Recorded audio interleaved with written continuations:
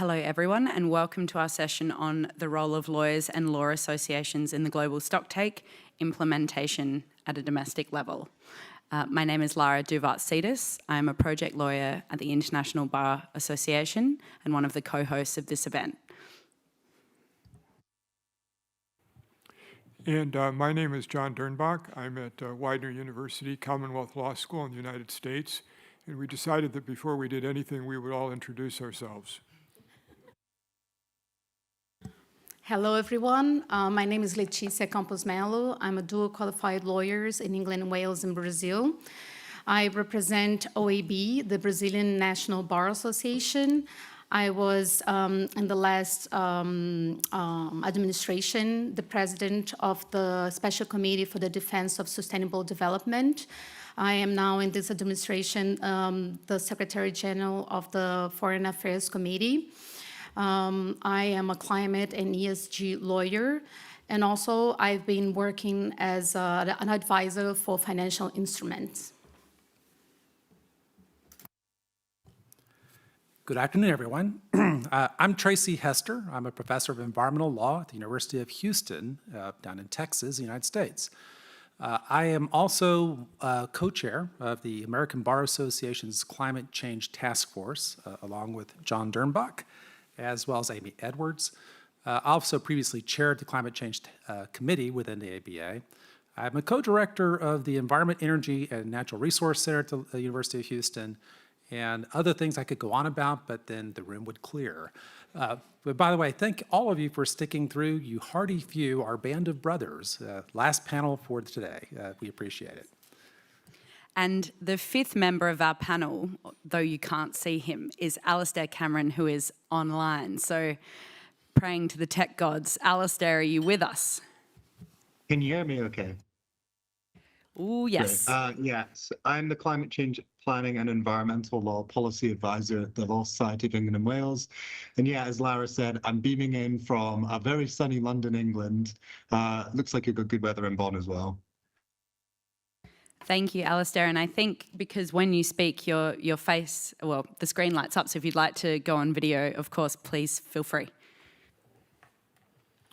So we're here to talk about the role of law and lawyers and bar associations or law associations in addressing climate change. Last year, the International Bar Association, represented by Lara, the American Bar Association, represented by Tracy and I, the Brazilian Bar Association, represented by Leticia, and the Law Society of England and Wales, represented by AC on the screen, collectively organized a global COP27 committee to coordinate conversations, assemble best practices and examples, and advise members of our respective associations on their duties when, oh, that's much better, Alasdair, when advising clients on climate-related issues and to address key international challenges facing the legal association and the legal profession and the planet.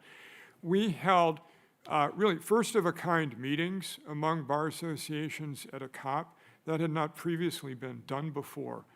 And our motivating idea was that lawyers have a lot to contribute as a profession.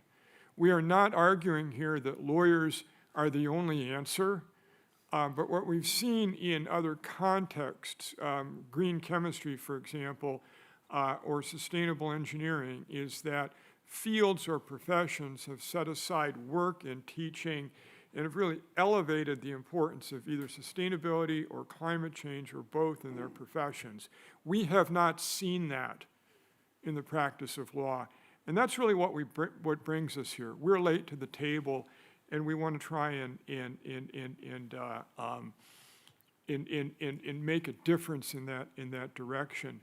Now, the name of the room, the Kommenziner room, and I am quite sure if you're German, I made you wince at that, means in English the fireplace room. And for us, at least, we're hoping, fireplace is over here, the room is warmer than any other room in the conference center, I think. Did anybody have a contrary point of view? Okay. So Our thought is to have a kind of a fireside chat of sorts. There tends to be in these international conferences a great deal of formality, and we'd like to have a little bit more of a conversation if we can, to have a dialogue not just among and between ourselves, but also with you. And while we're here on a principled basis, that is to share our work, our idea also is we want to recruit more lawyers and more bar associations into the work that we're doing, to assist them, to assist you in your journey with climate-conscious lawyering, and to focus on the role of lawyers in tackling climate change. So that's really our agenda today, and with that, I'm going to turn it back over to Lara. Thank you, John. And I should say welcome to our online audience as well. Just because you are not physically here to see the fireplace doesn't mean that you're not here for the chat.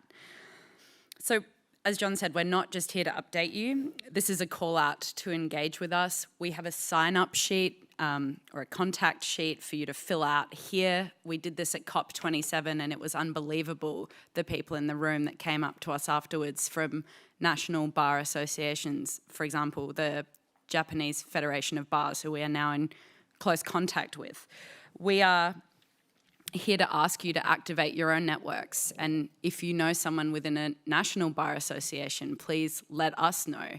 The IBA is a convening power. We have over 80,000 members across 170 jurisdictions and 190 bars. And that's amazing. But what we need is to build relationships with the people that are in them. And we do have that with a lot of bars, but we're looking really for a lot more.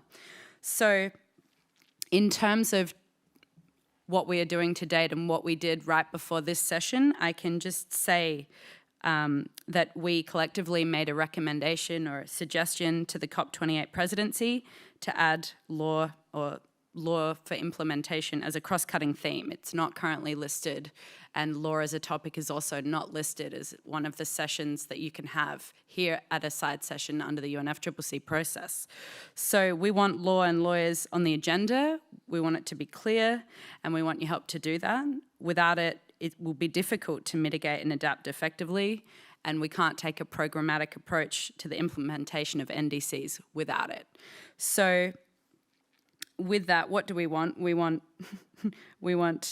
more lawyers engaging everywhere all at once. I appreciate for some people that is horrifying, but I got laughs in the room for those online. For better or for worse, lawyers are the great levers of the world. We see and we do a lot, and we want to make sure that we are skilling up the entire profession in that process. So in that, we thought it might be useful perhaps just to do a little bit of background on, I guess, what our individual organisations have done to date, briefly, and then discuss what we're doing collectively moving forward. So just quickly for the IBA's side, we've been on record on this issue for at least the last decade or two. In 2014, there was a task force that was established and issued a significant report on the integrity and the position of law in tackling the climate crisis. More significantly, in 2020, we issued a climate crisis statement. It was a call to arm of sorts, mirroring the language, the diplomatic language that we see so often in these arenas, to encourage, in particular, action from law societies and bar associations to take steps to regulate, to introduce policy, to assist their constituencies to understand obligations that solicitors, barristers, advocates, whether you're civil or common law or Indigenous law, owe when tackling the climate crisis. So with that, I will hand over to the ABA. We'll then have Leticia with OAB, and then our friend Alasdair on the screen. And I should just say to my friends, we will obviously go into more detail, so brief overview at this point. I'm going to say a little bit about what the American Bar Association has done, and then Tracy will say a little more. We've passed at the national level, the House of Delegates is sort of the national policymaking body for the American Bar Association. And the House of Delegates passed its most recent resolution. There was an earlier one on climate change in 2019. It's also adopted 3 different resolutions, each about a decade apart, on sustainable development. The climate change resolution urged governments to accelerate their own actions on climate change based on the best peer-reviewed science, which was somewhat similar to what a prior resolution had done. But the 2019 resolution did something we had not done before. It urged lawyers in their law practice to advise clients on the risks and opportunities of climate change and to engage in pro bono activities concerning climate change. So instead of sort of looking out and telling governments what to do, we looked in and urged lawyers to begin work on what an Australian jurist, Brian Preston, has called climate-conscious lawyering. If you Google, by the way, those 3 words, you'll find his article, which is really pretty interesting. Subsequent to that, the Bar Association has done a number of things, but one I just want to plug, if you will, is a little book that Matt Bogosian and Irma Russell and I published with the American Bar Association last year. I got my copies in a box on my front door a week after I got back from the COP in Sharm el-Sheikh, because I had wanted to talk about it at the COP in Sharm el-Sheikh. But what the book does is it's intended to be a short guide for lawyers who want to integrate sustainable development and particularly climate change work into their law practice. And it's premised on the idea that you can do that kind of legal work in any particular kind of legal office. You don't have to be an environmental lawyer. You don't have to be an energy lawyer. You can build your practice by gaining expertise and the rest. And the book provides sort of an experience-based set of steps for doing that. I could obviously talk about it more, but the one thing that I'll say, full disclosure, right, because we have to disclose conflicts of interest, we waived a royalty on it. So what I'm telling you is just information, it's not sales.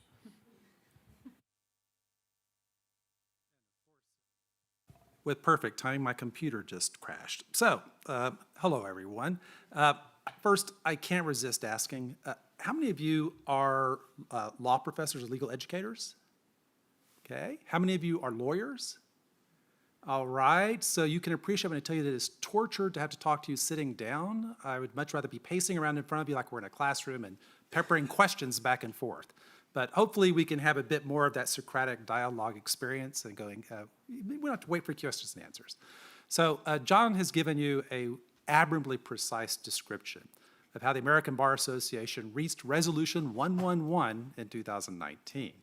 But I can't resist folding in some of the family drama that took place to reach it. Prior to 2019, we actually had to negotiate the text of Resolution 111, which was an update of a 2009 resolution.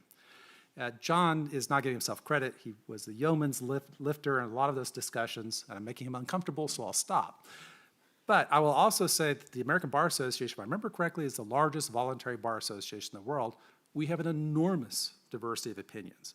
So this was not easily achieved. We had some long, hard discussions on a broad spectrum of viewpoints with commercial litigators, from deal makers, from NGO representatives, who all had very different views.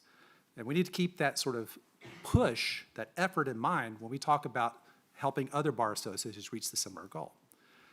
After 2019, we made a decision, which was that we were not going to do what happens to many bar association resolutions. Many of you may have this experiences in your own jurisdictions, where it gets not put up on a shelf and gathers dust for the next 20 years. To operationalize it, we decided to create a climate change task force. And that task force includes Amy Edwards, who is a former chair of our environmental section at the ABA, as well as John and me and some others. And our mission was basically on a 5-year plan come up with an implementation framework to actually turn it into results. And part of that plan was to actually reach out, to try and build networks and communications with other bar associations through the COP process so we can start making lawyers a more prominent fulcrum for action. So from that regard, we're at Glasgow. We had our first initial organizational meeting there. We've had the delightful opportunity to work with everyone here, including with the National Bar Association. Lara also deserves credit for doing a lot of work on this. And we've gotten now, at this point, buy-in from the highest levels of the American Bar Association. The president of the American Bar Association has asked for a biweekly report from the task force on what is happening that's of salience to bar associations and what the American Bar Association should be watching and doing as part of that process. The deadline, however, is coming up. We have a 5-year window, remember? So 2024, we have to report back to the House of Delegates. That's the sort of like our overseeing board of directors of the American Bar Association, and tell them what we've done.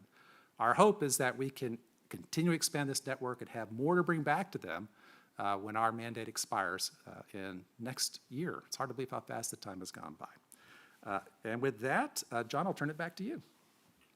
I think it goes to you. Sure. Okay. Sorry. Fine, no problem.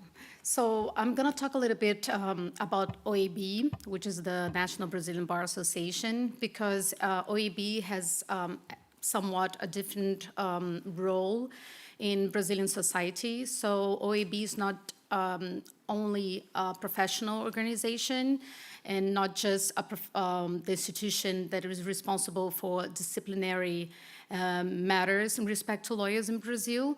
OAB has also another scope. So OAB has constitutional prerogatives to defend the Constitution, democracy, human rights, and social justice.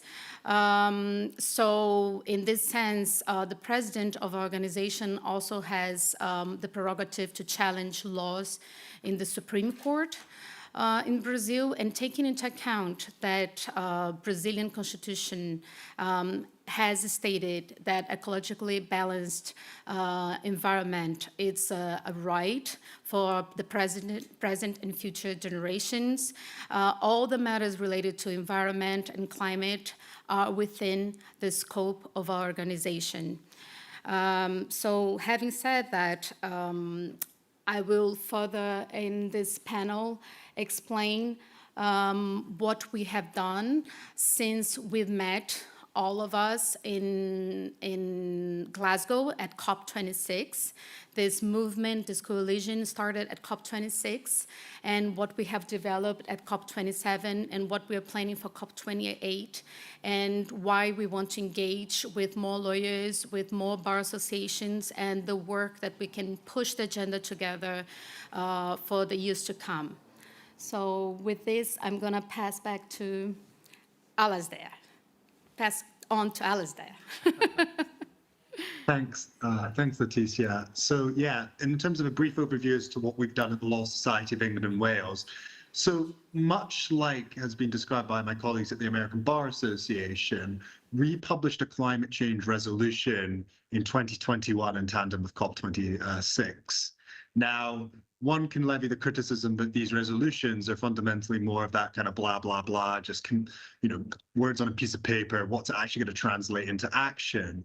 But something that we've recognized, which I think is really important in terms of how law associations approach climate change, but also to the effect of how any association, whether it be a business, government, no matter what it is really, the purpose and really value in putting out these resolutions is it creates a framework for action, a touchstone to always turn back to. And that has provided extremely important in terms of upgrading this work as we've gone along, as my colleagues have described, but also what we've done most recently at the Law Society of England and Wales on our, which we recently published our climate change guidance on the impact of climate change upon solicitors.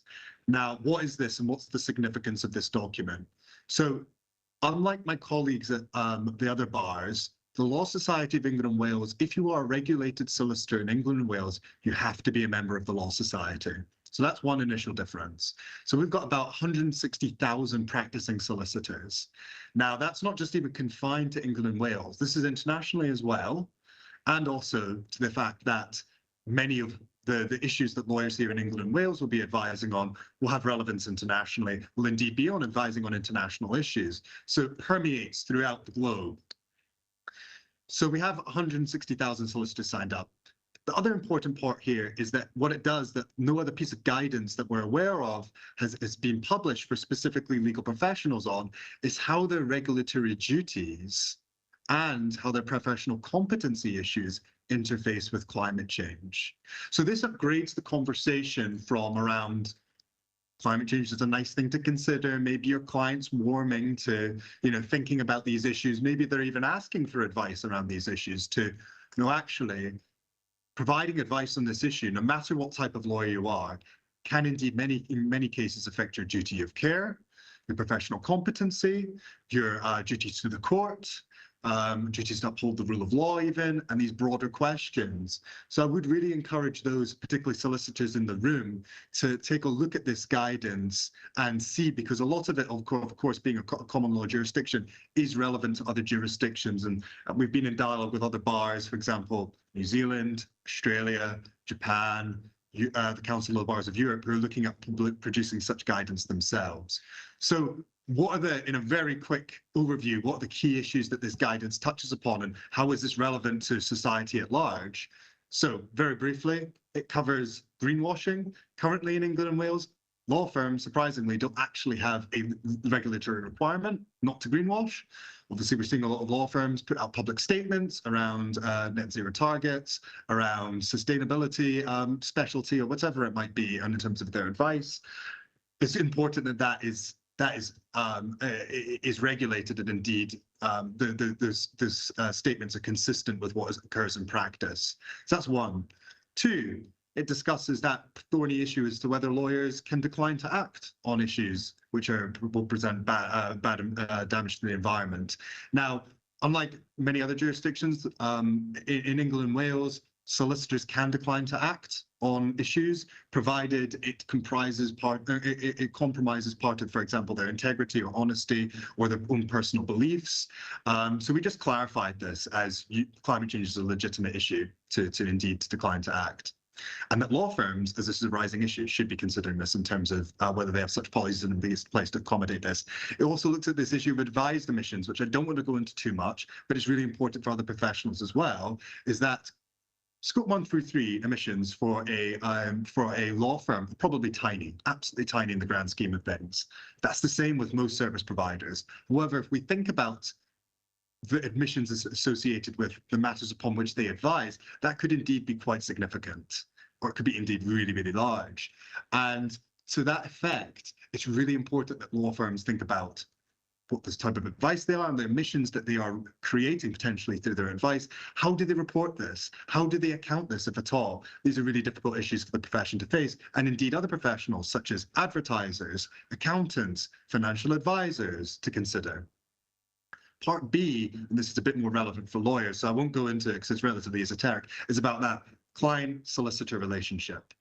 And it's to do with what's your duty of care to your client to flag and understand climate risks. We know that lawyers are to advise on legal risks, but we understand now that legal risks are translating now into climate risks. And that is really important for lawyers to advise on, whether it be a property transaction, commercial agreement, potential marketing for an in-house lawyer advising an organization on their potential marketing materials. It's all there. And so we link this to their duty of care, competency, duty to warn, and also the principles, the ethical principles that they're linked to in terms of the SRA's code of conduct, which are things like integrity, honesty, rule of law, duty to uphold the rule of law.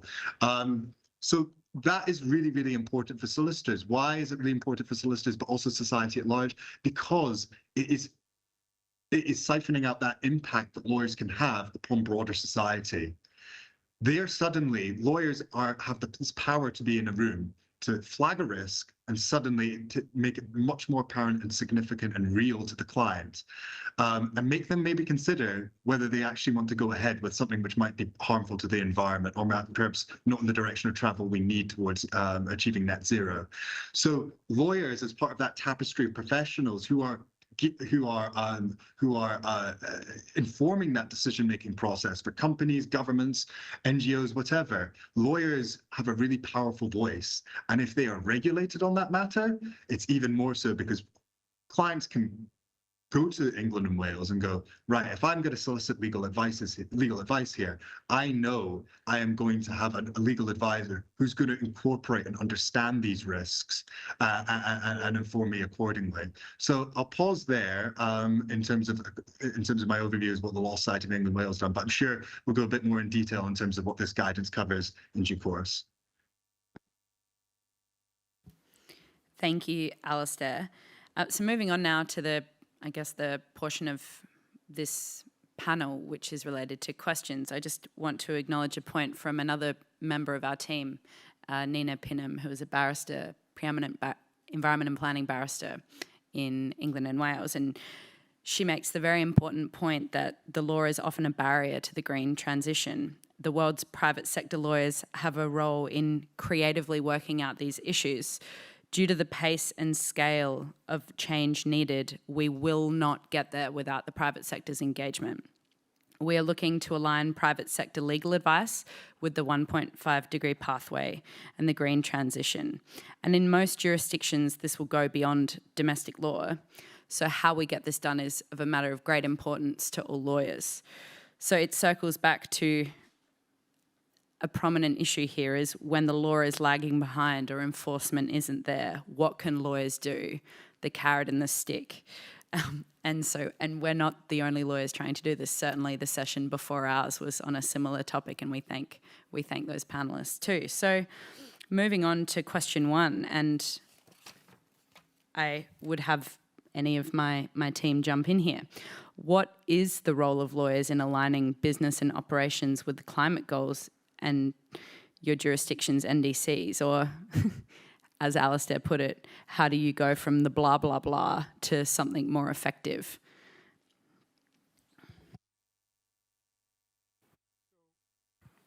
So just an observation or two, contextualize this. So often at COPs, and I've been to a bunch of them, we talk about what governments should do.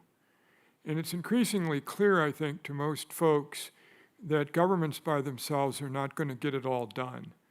And there's more and more interest in what are non-governmental actors, or what the COP people so inelegantly call non-state actors are up to.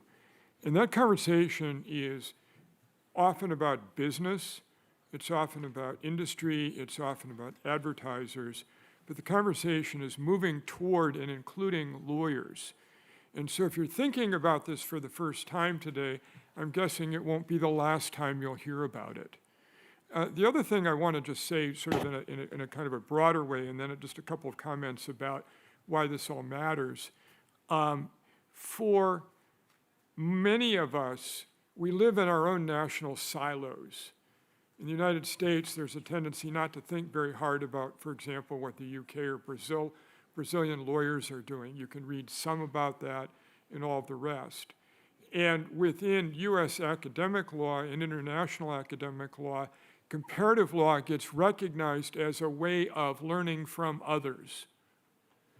And what's been really powerful to us at the American Bar Association is learning, for example, about what the Brazilian bar is doing. It's learning from Alasdair on a kind of a month-to-month basis over the last, going on a year. 2 weeks, every 2 weeks. Yeah, every 2 weeks for about a year, okay, it's the advice and so forth that they're creating.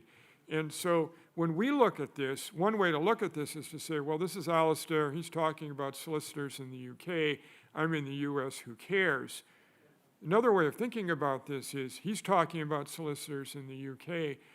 Is there value for this for lawyers in the United States? Should lawyers in the United States know something about this? Should lawyers in the United States or the American Bar Association be considering doing something like that?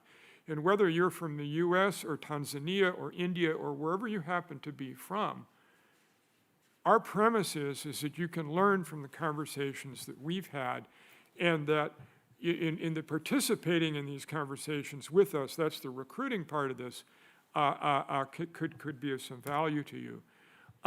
On the non-governmental side, just a couple of observations about getting things done. When a lawyer talks to a client and gives a client advice on how to deal with some issue related to climate change, and does that advice well, it's legally grounded, it's factually grounded, it's done in the context of trust, it makes a difference. Clients can go out and just do it.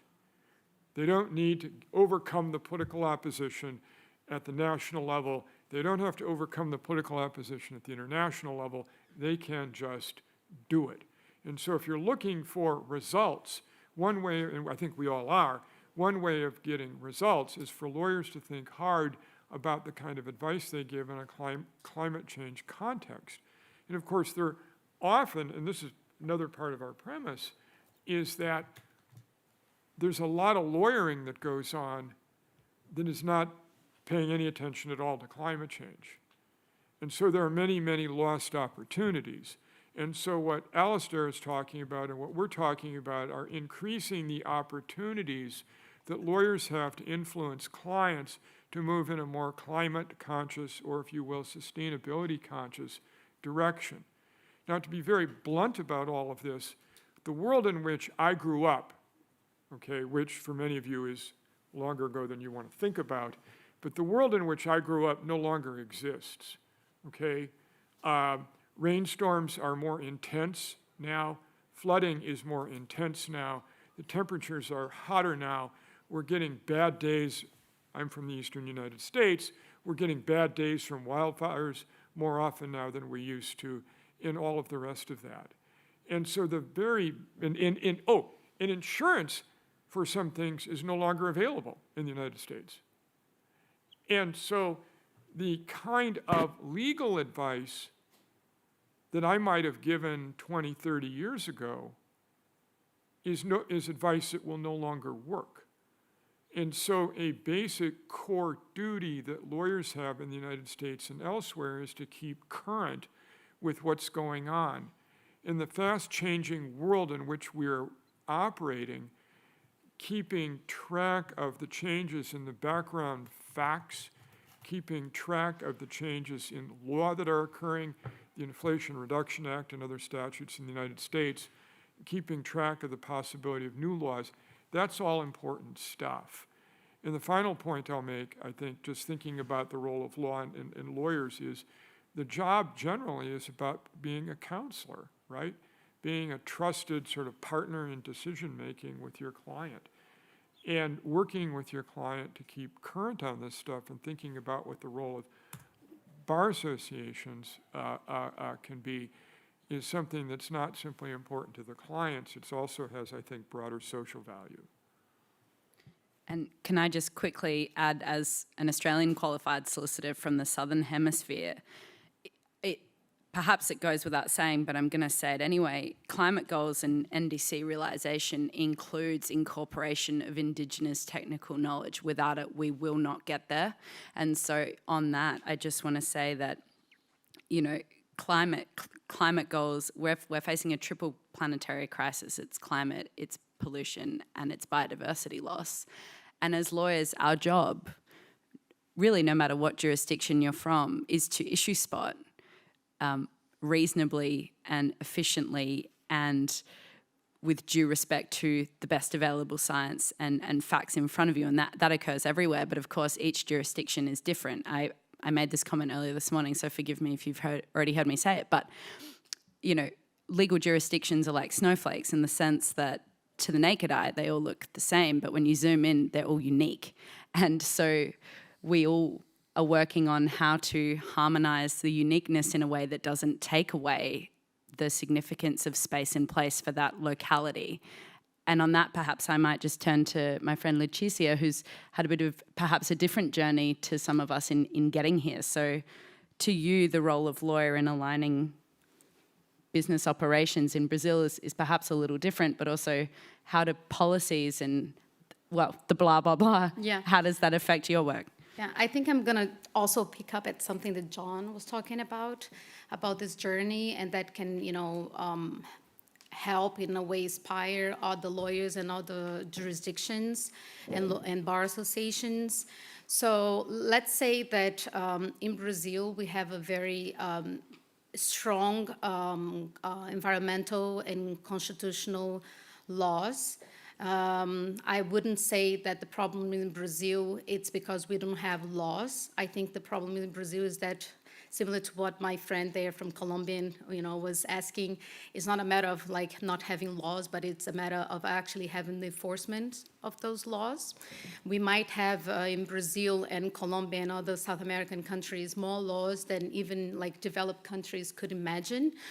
Very strong constitutions. Yes, so, and also, talking about OAB, it's similar to the Law Society of England and Wales in respect that every single person that has to practice, that wants to practice law, has to be registered in OAB, so it's compulsory. We have 1.4 million lawyers in a very distinct country with a lot of, richness, but a lot of poverty, and I would say misery. And in this scenario, we also have very different kind of lawyers and very different kind of law firms. So OAB has to take into account this diversity of like sole practitioners of small little towns from larger, law firms, and we have to take into account also that when we were talking about and seeing what the IBA has done, the Law Society of England, Wales, and I would say to all of you, you cannot just copy and paste, because each jurisdiction has their own legal system, has their own reality, has their own legal practitioners, also way of dealing with law. So what we try to do would be to get what our colleagues here have done, and choose the matters that were like most important and have our own recommendation written, which is not something that we are actually expanding the scope of OAB or saying something that in a way it's not already in our obligations, in our scope. Because as I mentioned before, OAB has as a statute that it's a federal law that gives lawyers the role of being part of the administration of justice. That also take into account the lawyer, they should mitigate inequalities. I would say that the reason of this recommendation is to bring more awareness to all kinds of lawyers, and try to help them to build capacity and take into account, things that are very important to push the agenda forward. So I would say that lawyers, they have this special position where we don't need more laws, we need more implementation. So we need more enforcement. So maybe we need more litigation. And in this sense, we got what each one of these bar associations have done, and we chose like 3 pillars in our recommendation. So we address first to our own bar associations. So we have 26 states plus the capital of Brazil, so 26 plus 1, 27. We have 27 chapters from OAB in each state and subsections as well. So we wanted to address all of those chapters and even OAB itself to actively participate in legislative drafting. And this is also something that we have in our statute, which is a federal law, to pledge for seats in committees and state consultations audience, public audience, to engage more actively on this, and also to challenge in courts laws and conducts that maybe actively or passively, would play a negative role in climate. As I mentioned before, we have this possibility as an organization to do it. And the second pillar was more related to what Alasdair has mentioned, which is like the duty of care. So we don't call this in our jurisdiction, but I would translate in English like the duty of care, which is also in our code of ethics that says that lawyers, they should point out risks to clients. So I think that in nowadays, it doesn't matter if you're like an activist or a climate-conscious lawyer. If you want to do a good job for your client, you have to point out climate risks. So what we are bringing to the attention of this like diversity spectrum of lawyers, from like sole solicitors to like, large law firms, is that if you want to do a good job, you have to point out as a private lawyer, but also as like an in-house lawyer from a company, you should point out climate risks. Otherwise, you're not doing your job as a lawyer. And we don't say that in this recommendation, but we feel the force of that behind, because when lawyers in companies, they point out risks, the management of companies cannot say that they didn't know about the climate risks. So it's a way of, having lawyers actually helping companies, to do their best in respect to climate.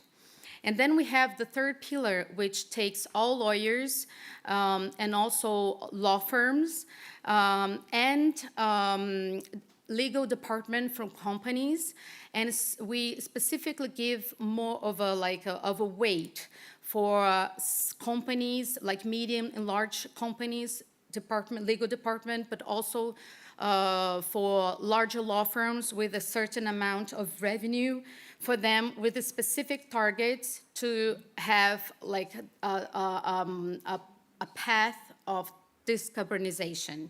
So, making and I think this is also something that it's important, because at some point their own clients are gonna ask them, are you following the recommendation from OAB, from the Bar Association? So it's another way of putting society to check what the law firms are doing, what the legal departments are doing.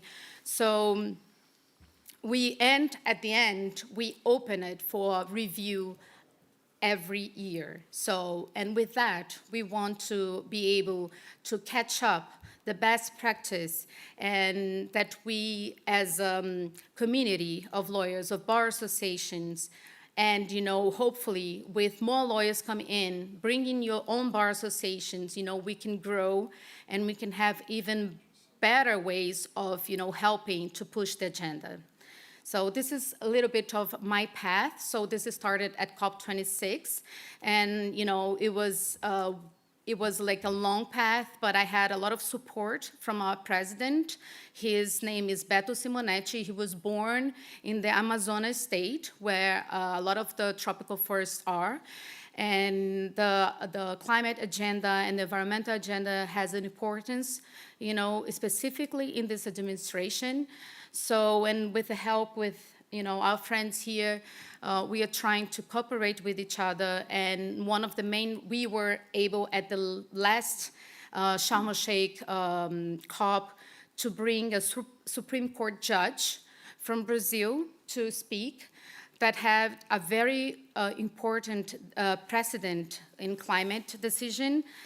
Even UNESCO asked to be translated, because he had equated, all environmental agreements to human rights. So that gave almost like a supranational weight for the Paris Agreement in Brazil's jurisdiction. So, and this is a very important way of, let's say, that the ordinary law shall respect the Paris Agreement. So saying that, I'm going to pass on to John. Just a quick housekeeping item. We have a sign-up sheet that I'm going to pass around. So if you want us to keep in touch with you, by all means, sign up. And on that, I've got a question for Tracy and Alasdair, although feel free to comment on what we talked about already. It's a growing topic of conversation in various jurisdictions, perhaps in all, as to whether lawyers should advise clients on certain matters. Are you aware of this in your home jurisdiction? What battlegrounds are you seeing? Is this the right direction of travel? The rule of law necessarily depends on any person or corporation being able to seek legal advice and get it. It's an equality of our arms issue.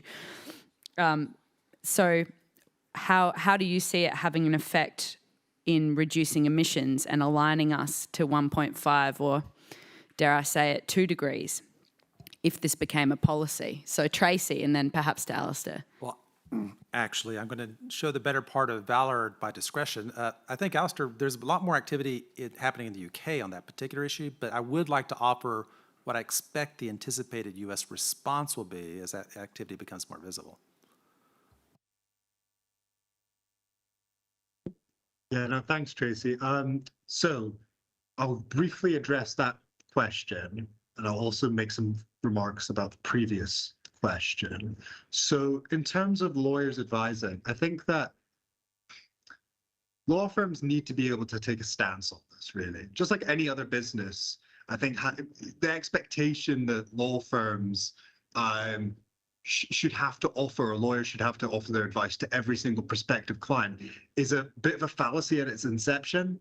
So many law firms turn down advising, NGOs, public interest litigation cases because those cases are against their prospective or indeed their current client base, and they tend to be large corporates or perhaps in some cases, fossil fuel emitters, heavy fossil fuel emitters or fossil fuel companies.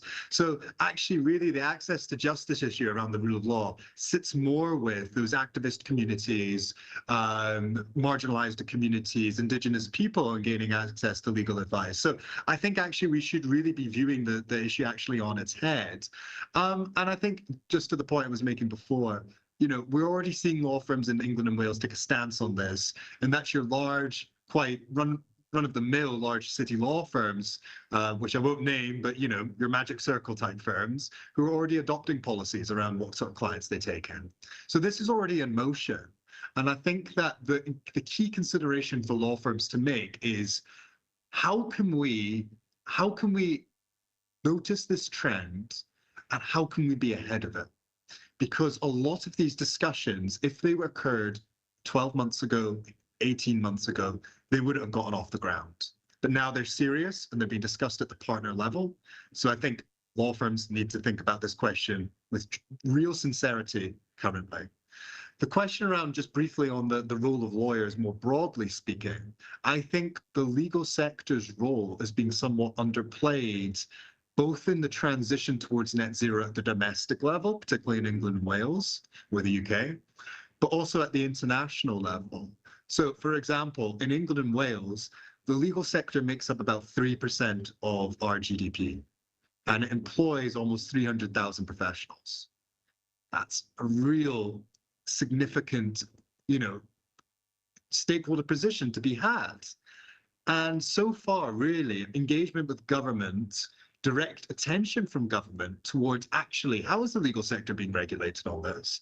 What sort of impact is the legal sector having as an advisor, as I was saying before, and has been discussed, on clients who are potentially heavy emitters, or in key emitting sectors such as property or whatever?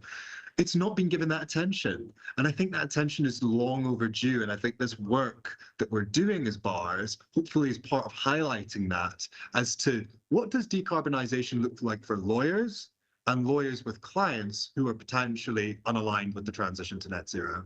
So I think that's a question we don't have the time to cover here. I don't have the answers to, but I think it needs to be discussed. But also, like, if we were to take one specific example, how a lawyer can be really important. The issue of greenwashing is almost entirely, a lawyer's issue by nature, right? Lawyers can be advising, for example, their in-house lawyer advising the marketing department, hey, hold on a moment, we've gone a bit too cowboy with the marketing strategy here. We can't be saying these things. These are the regulations in place from, the Competition Markets Authority or whatever, the FCA, that prevent us from saying this. Here is the existing precedent in terms of greenwashing litigation as to why this statement goes beyond what we are currently doing. So they can really act as a traffic light, a policer, in stopping greenwashing from even occurring. And that is just not that's been, which is deserved.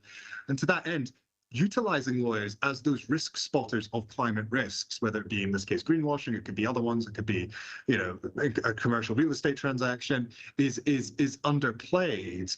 And to that end, I think the legal sector, both nationally and internationally, I would really like to see the role of lawyers blossom into its full capacity. And now for a slightly different perspective. Before becoming a law professor, I was a law partner at a large law firm based in Houston, Texas. So you can imagine that there's not a lot of discussion about not working for energy companies at law firms. A few I've mentioned it to have had a very hostile reception to the very concept. The baseline in the United States is that while there may be ethical limits in our ability to withdraw from representations at certain points, you are largely free to decline working for anyone that you choose not to. However, having said that, there's pressure now being brought in two important ways. First, we are now starting to see organized, systematic efforts, interestingly enough, by young lawyers and students to identify which law firms are doing the bulk of the work for fossil fuel companies, and actually issuing a scorecard. So we have a report card that tends to show mostly Ds and Fs for most of the large law firms in the United States who, based on the amount of work they do for fossil fuel companies. Second, and this one I think is below the radar, but seems to be more important, and I think Alasdair's touched on it, we're seeing decisions being made on economic bases as to whether to represent certain sectors. And in particular, as large law firms are beginning to specialize more and more in renewable energy projects, and they view those as being in competition for pools of capital or regulatory opportunities with fossil fuel projects, they specialize. They decline working with traditional baseline energy companies and instead focus on wind, solar, other types of novel energy, microgeothermal. And as a result, we're starting to see that sort of economically driven decision not to represent certain sectors, but it's not necessarily promulgated as a brand identity for the firm. It's just a solid decision as to who their clients are. So watch, that may develop more and more. I think we're seeing some pressure, but I've not seen it actually materially alter interview scenes at the large law schools yet. But I am starting to see some companies pay attention, and law firms in particular pay attention. On a larger scale, I just wanted to pick up on Alasdair's comment that the legal sector in the United States is also enormously large. I also think we need to be realistic that if we're looking at it as a carbon-emitting sector, we're minuscule.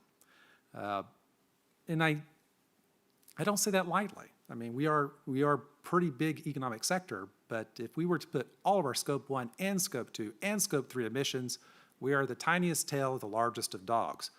So as a result, what I would suggest for those of you who are looking for notes to take away from today, take a look at the guidance that Alasdair has referred to, in particular its discussion of advised emissions.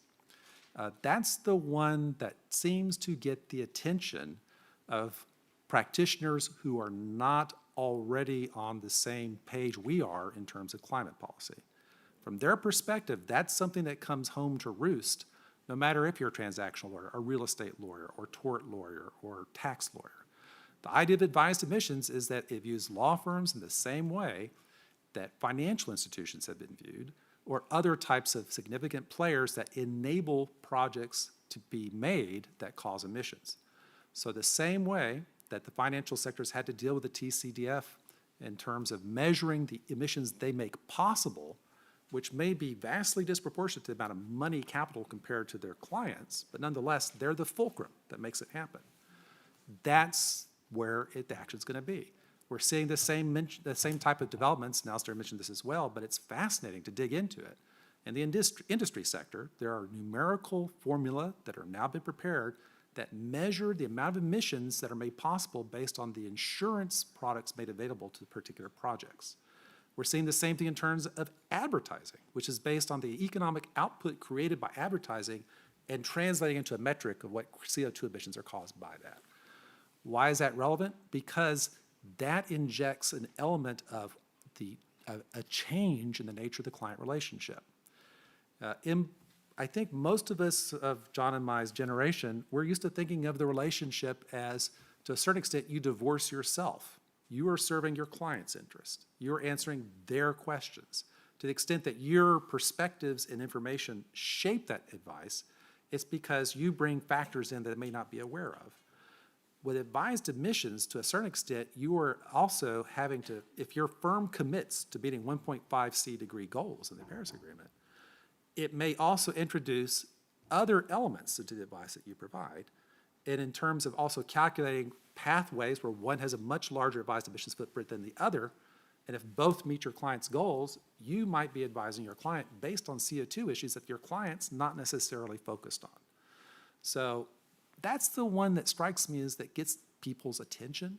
When John and I were doing a seminar about 4 weeks ago in Arizona State University, we were on a panel for presentations, and I had someone stand up in the audience who told me that this fundamentally misunderstood what it was to be a lawyer.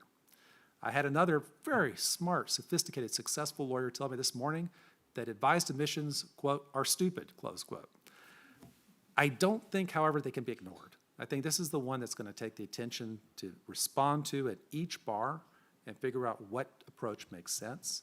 And certainly, I can tell you right now, U.S. lawyers have very little sense what's coming. And that's part of our job, is to get the news out. Completely agree, Tracy, and perhaps as someone on the other end, if I can respectfully say that, on the younger side of things, certainly when I was coming up through law school, it was very much a question of how do you do work that aligns with who you are, and that's a difficult thing. And perhaps, if I may, just briefly comment, and I'm conscious of time because perhaps we have a few questions. If you do have a question, could I see you raise your hand? Okay, we do. Okay, great. Just one very brief comment. Before joining the IBA, I practiced as a solicitor in a large Australian commercial law firm in Sydney, and the majority of my clients were fossil fuel emitters. And I will say this, denying them the opportunity for sound legal advice will not get us to where we need to be. Pushing them to one side will only make the problem worse. And I would say, from what I have seen anecdotally, of course, I'm only one person, I cannot possibly represent an entire profession internationally. We need to normalise the conversation around deploying legal advice to get us to where we need to be in terms of alignment, realisation of sustainable development goals, and that requires significant creativity to realign, redraft every agreement we know in existence, and that takes all kinds of people with all kinds of skills, and one of those necessarily are lawyers. So for the case of advised emissions, I got to say, personally, it is controversial, and I'm not entirely sure of where I sit on it, coming from a commercial legal background, but it's better that we're having these conversations because it's very different to 5 years ago. It's even very different to a year ago, and certainly much different, I'm sure, to perhaps when John and Tracy, you were at law school. So with that, I just want to say very quickly, what are our next steps? We are talking a big game perhaps about how we're all working with our law societies and bar associations. I want to say that if you're coming to COP28, you'll see us there. We are going to apply for a similar session. We are deploying a three-pronged approach really in this year leading up to COP28. The first stream of work is outreach with our national, local bars to meet them where they are. We've had, as Alasdair said, meetings with 15 or 20 so far, sharing stories, building a toolkit, acknowledging that there is no model approach to this because no jurisdiction is the same, but there are broad lessons to be learned, particularly in the common law and civil law divide. The second thematic piece of work is a webinar series, knowledge sharing on particular issues. We've already had one on net zero alignment in particular in Africa, and we heard from experts within that region. The third piece of work is education. It's acknowledging that there are knowledge gaps in the legal sector. It acknowledges that we need to skill up all lawyers on the best available science. Of course, this work is being done across a multitude of organisations, and we're certainly not seeking to reinvent the wheel. So that is partly why we're doing a call out to say, help us, help you, help us deploy our convening power with the amount of lawyers that we help represent in getting that education across the board. And on that, Net Zero Lawyers Alliance have been great. So with that, perhaps can we take questions, and then within our last 5 minutes, we are also going to hand the floor over to the Centre for International Sustainable Development Law to discuss the Climate Law and Governance Day. But let's take some questions.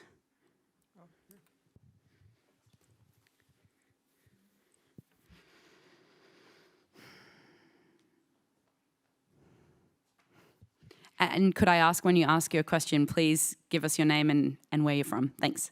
Yes, thank you all for this really interesting panel and these interesting ideas about lawyers and NDCs and all the things that could mean. My name's Jordan Harmon. I'm from the United States, Muskogee Creek Nation in Oklahoma. I'm also a tribal attorney. And I have sort of like a comment/question that's also an invitation for response.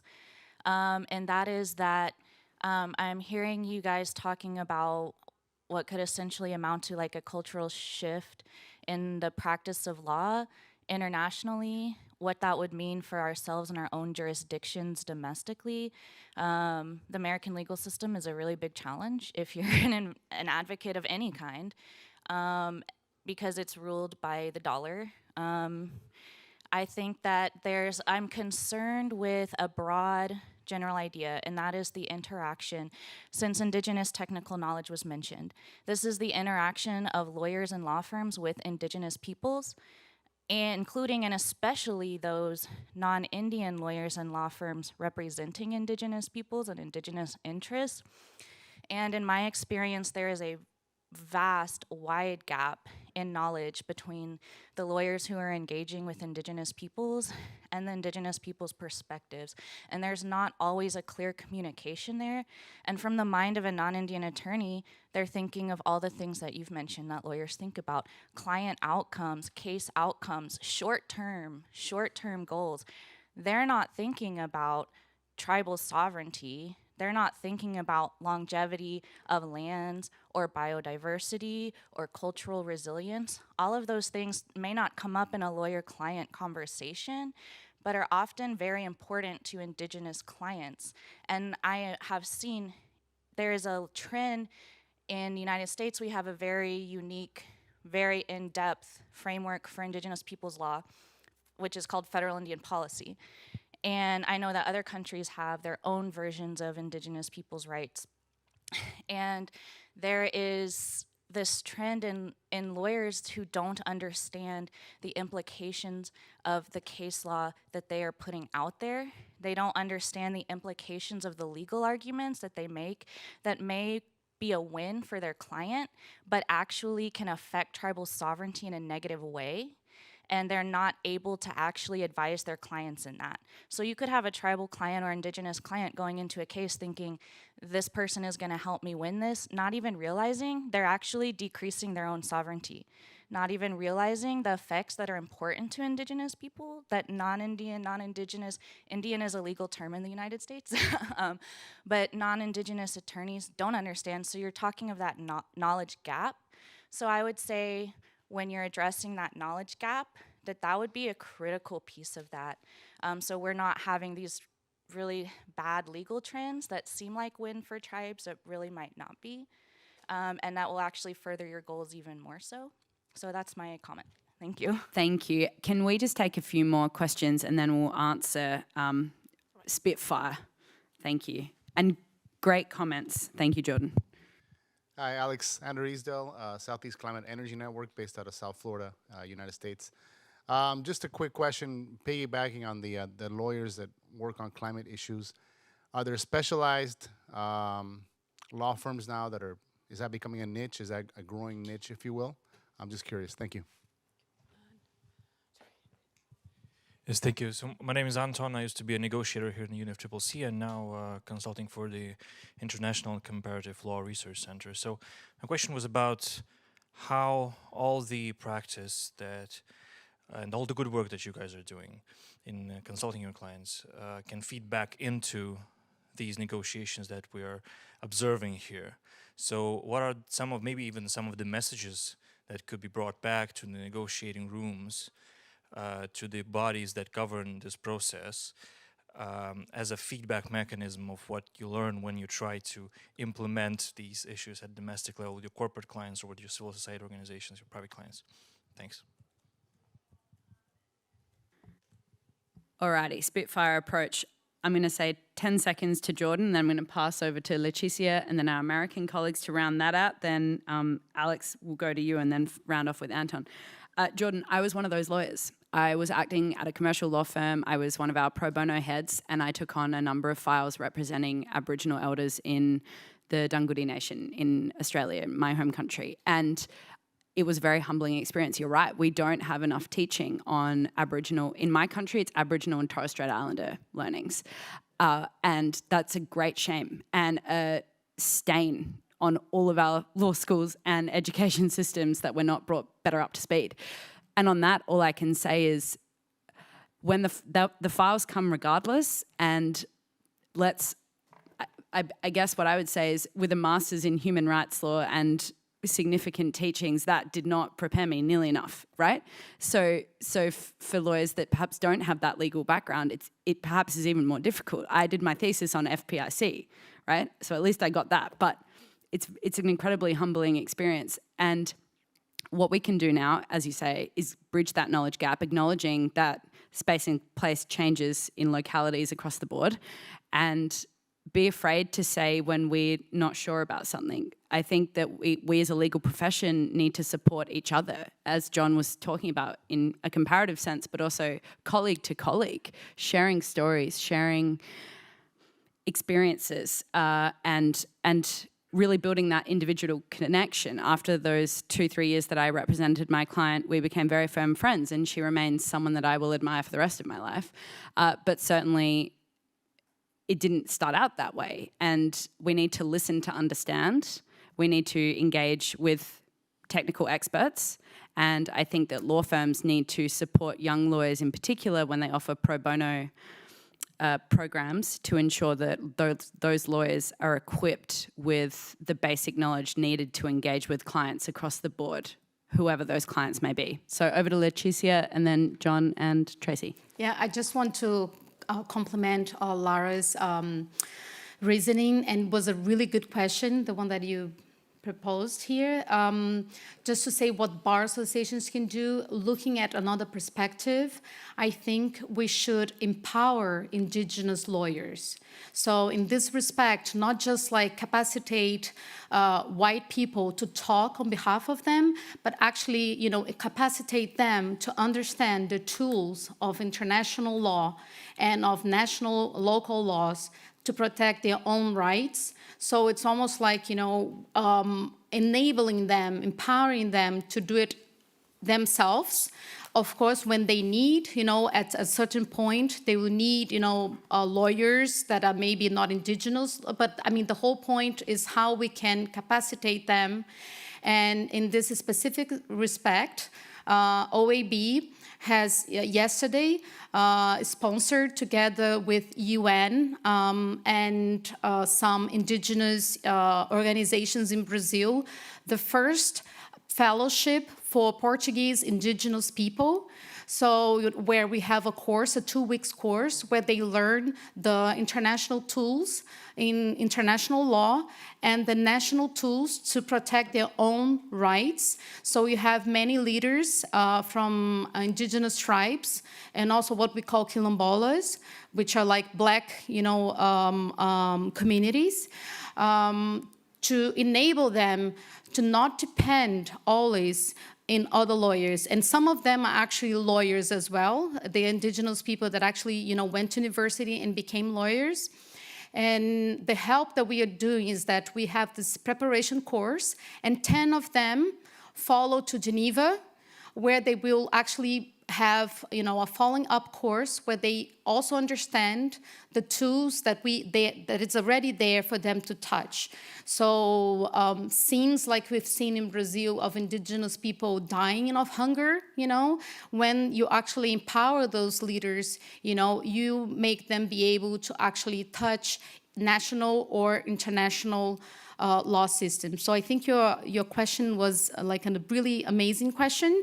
And I think that the role of bar associations is to not think that just like we have to understand, and we do, their laws and, and their rights, but also we have to help them to be able to speak for themselves as well. Are you sure? Okay. Wow, I get to go first.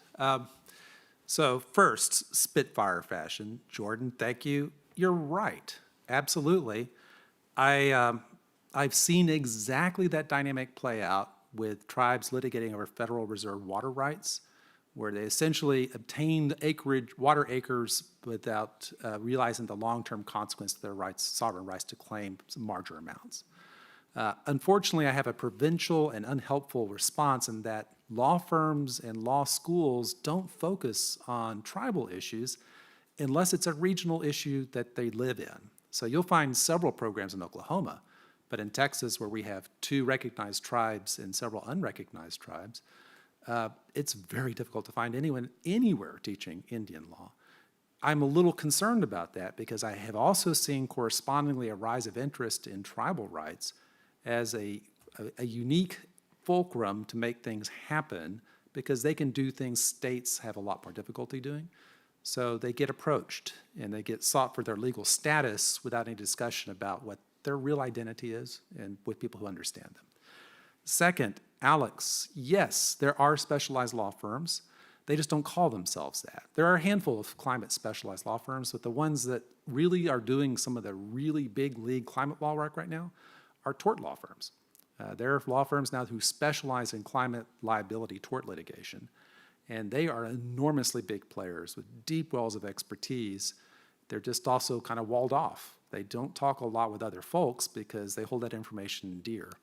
But since we had our first climate full-scale trial start yesterday in Montana, in the United States, since we are scheduled to have tort liability trials against emitters starting up in 28 different states in the United States over the course of the next year or so, I predict that we're going to see a lot more law firms becoming dedicated specifically to that field.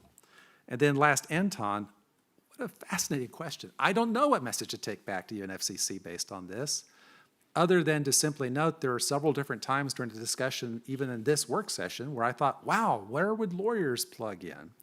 For example, the discussion about non-state stakeholders and climate disclosures that took place yesterday afternoon. I don't think there's a single law firm registered in any of the carbon emitters. There's certainly not been any kind of rigorous discussion of what sort of rules would apply to them if law firms did want to step forward and start registering themselves. To what extent does the way we negotiate obligations need to have a legal perspective that's not being reflected? I think that's a rich field that unfortunately I have absolutely no answer for you right now, but it's a great question. And just quickly, at a minimum, have lawyers in every negotiating room would be a great start. And Alasdair, I know you've got your hand up, and then we have a single minute to give over to the CISDL and John to round it out. I'll be lightning fast. Yes, as Tracy said, it's a growing niche for mainstream firms to do that, not only specialist firms. So look at Bates Wells, for example. However, I think ruling out working for certain clients, as Lara said, is not necessarily always the right approach. It's a bit like going to marriage counseling and not taking your spouse. Like, we need to have a discussion. Question on feeding back into the negotiations. Would love to facilitate that. Love to hear more what that could look like. So if you want to get in touch with colleagues in the room, please do that. Would be great to consult as law associations, because we don't approach these from a conspiratorial perspective. We'd approach it from a pragmatic legal perspective and also a principled way, which is upholding the rule of law, access to justice in the context of climate justice. So I think law associations would have a useful role to play there. Thanks. Lightning again, basic rule, whoever you're representing, whether it's indigenous people or not, listen first. A lot of people who have a deep interest in climate or sustainability want to start talking before they understand what their clients really want and need. Don't do that. On the issue of specialized law firms, yes, and you can develop your own specialization if you haven't already and attract clients based on that. It's not like you have to accept whatever your firm is doing as a given unless the firm says no. But if the firm is open to that, if the law office is open to that, you can develop your own expertise, and I've talked to a number of lawyers who've done that. On messages to negotiators, how about let's elevate the importance of law and lawyers in understanding the implementation of NDCs. The prior panel, I thought, did an excellent job of raising all of those issues, and those are issues that I think are worth are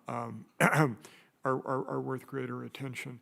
And I think I'm quite convinced that any number of lawyers, law firms, and bar associations would take notice if the international climate bodies here said, oh, by the way, this matters, and these people count, and we need to pay more attention to this. So with that, I just want to thank our panel so much. Your friendship has been invaluable in this space. And just to quickly say that the Climate Law and Governance Day for COP28, which will be held later this year, you are able to register for it. We would love for you to do that. We all appeared during that at COP27, and it will discuss key issues and themes for COP28, including the operationalization of legal frameworks, both international and domestic, in the implementation of NDCs. So please put your phone up and QR code. For those online, I assume you can do the same on YouTube. We would love to see you and continue this conversation, but we don't want to wait until COP28. Of course, we want to continue our chats now. So I just want to thank again John Dernbach, Leticia, Campos, Mello, Tracy Hester, and Alasdair Cameron. Thank you again.